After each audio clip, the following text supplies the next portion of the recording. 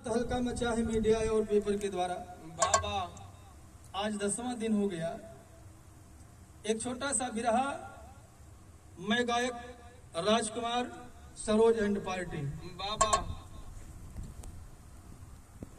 आप लोगों के सामने नटराज स्टूडियो सिपाह जौनपुर के सौजन्य से और मास्टर साहब अशोक कुमार सोनकर के देख रेख में एक गीत में प्रस्तुत करने जा रहा हूँ। बाबा यकीन नहीं विश्वास है श्रोता भाइयों को ये बिरहा श्रद्धांजलि अनुराग यादव के लिए। बाबा 4 लाइन गीत की भूमिका लिखे गुरुजी। क्या लिखे भैया?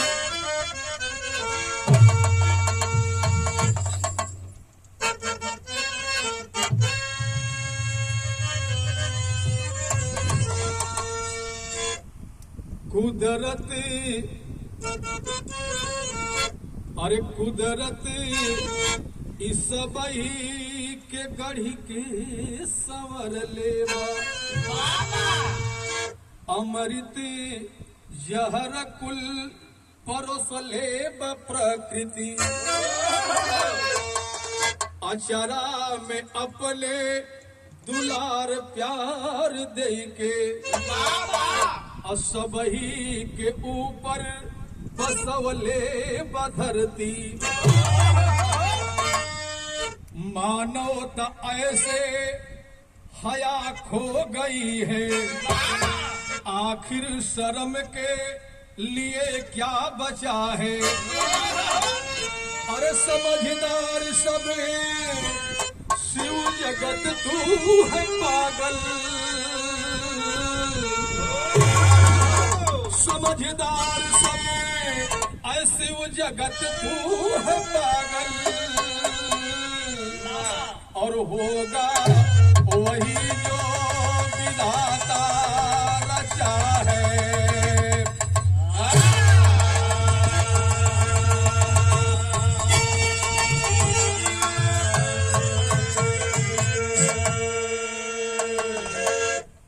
एक ही परमपिता की सत्यान कुदरत ने हमें आपको बनाया है। बाबा वो कुदरत के पास कितना साचा बा एक कर केहू के था ना हो इसलिए ये प्रकृति ने हमें आपको अगर अमृत दिया है तो साथ में जहर भी दिया है। बाबा और प्रकृति के साथ जो कोई छेड़छाड़ करेगा बाबा तो उसका विनाश निश्चित है।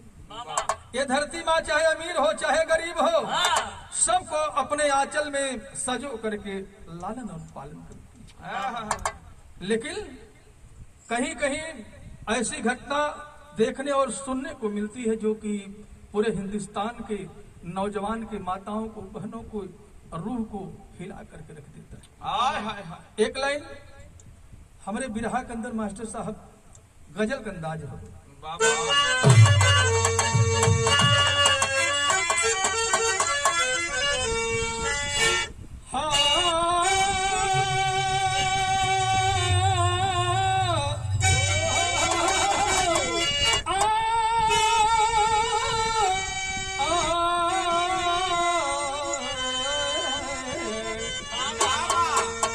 कोई नवाजी गया है मालिक के दरबार में बाबा नमाज अदा करने के लिए। उस समय अपने मालिक से अपने प्रभु से ईश्वर से यही क्या कह रहा है बाबू? किस्मत में मेरी चैन से जीना लिख दे तो किस्मत में मेरी चैन से जीना लिख दे अरे डूबे न कभी मेरा सफीना लिख दे। अरे मालिक यही मांग रहा हूं कि जन्नत भी गंवारा कि जन्नत भी गंवारा है घर मेरे लिए तुम्हारे तकदीर मदीना लिख दे। ओ नमाजी कह रहा है अपने अल्लाह से क्या कह रहा है बाबू?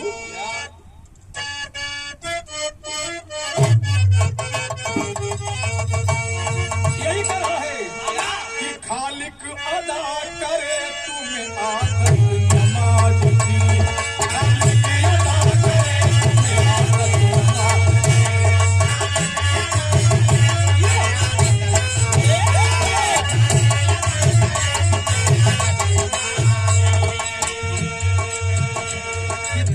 भाव करा है। भैया लोग, सुनने वाले भाई लोग सुने। खालिक अदा करे तुम्हें आदत नमाज की,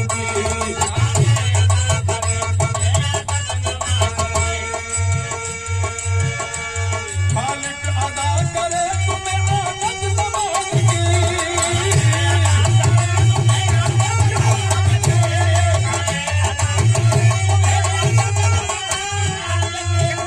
अरे खालिक अदा करे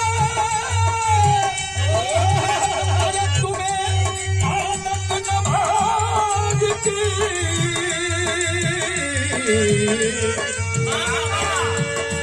और हो जाए दिल से तुमको मोहब्बत नमाज की। हो जाए दिल से तुमको मोहब्बत।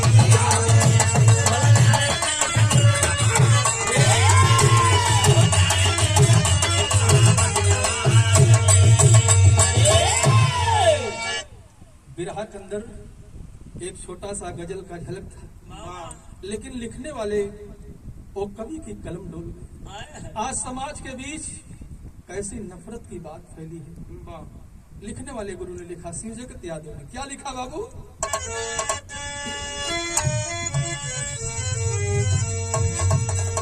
अरे फैली है इस कदर जो, फैली है इस कदर जो नफरत समाज में, फैली है इस कदर जो नफरत समाज में।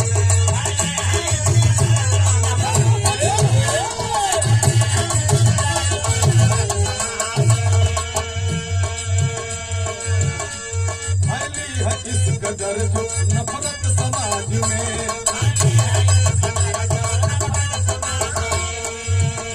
फैली है इस कदर जो नफरत समाज में।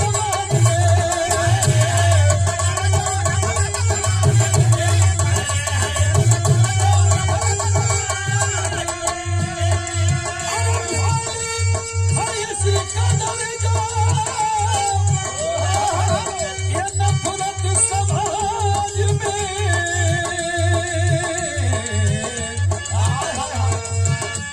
अन्याय अब न होगा योगी के राज में, अन्याय अब न होगा योगी के राज में।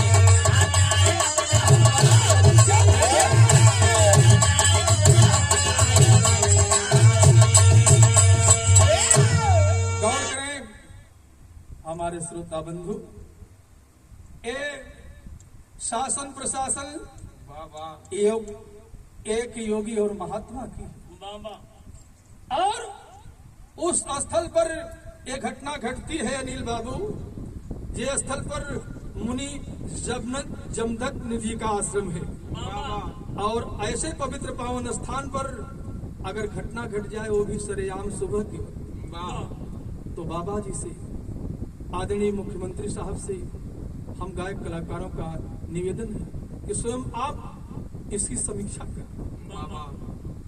आपका राजकाज इतना बढ़िया प्रशासन चल रहा है, लेकिन कुछ ऐसे दरिंदे हैवानियत के जो कि इंसान के नाम पर शैतान बन गए। दूसरे के लाइन का भाव हो,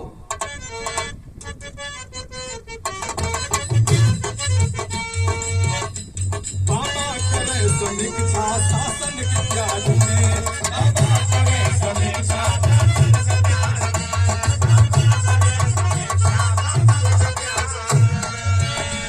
बाबा करे समीक्षा शासन के प्यार में।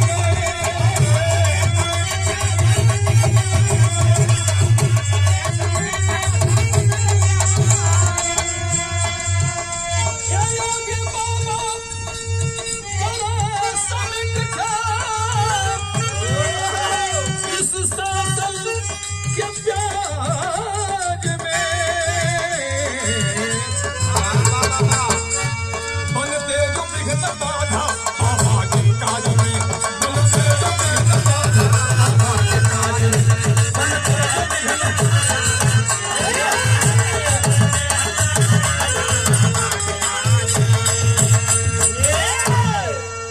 इसकी समीक्षा स्वयं उत्तर प्रदेश के बालिक हम लोगों के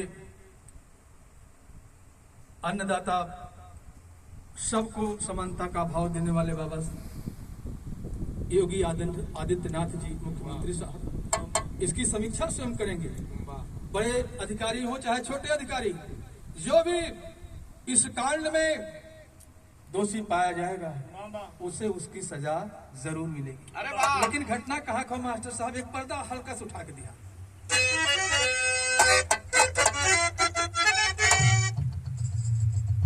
वही कहना बा कि जौनपुर गौराबाद